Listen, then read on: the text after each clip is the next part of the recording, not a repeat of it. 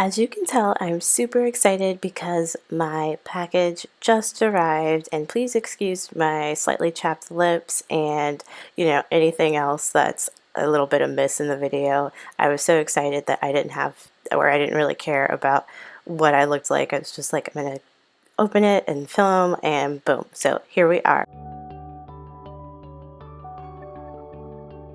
This is what the phone looks like.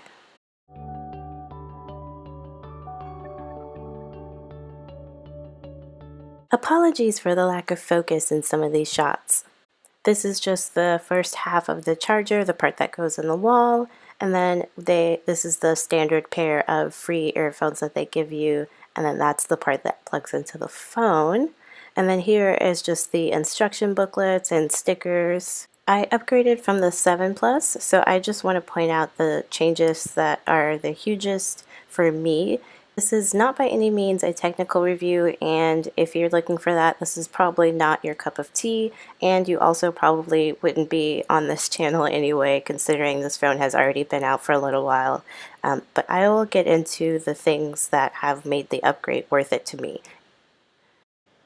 One of my favorite features of this phone is having almost the whole screen to use when viewing apps or playing games or reading or anything like that. And you can't tell that there is a slight notch at the top of the screen from the screenshot or any screenshots that I'll show you, but this is what it looks like. The notch might bother some people, but I actually don't even really notice it almost any of the time when I'm doing whatever it is I'm doing on my phone.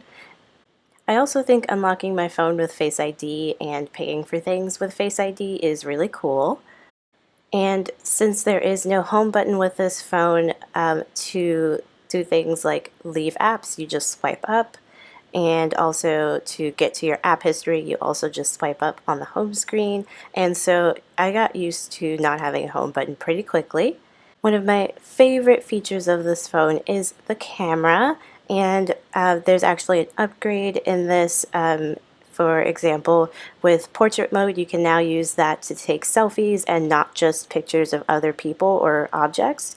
And as you can tell with this phone, you now have the option to change the depth of field by either swiping left or right and adjusting accordingly. Next are some of my favorite shots taken on this phone.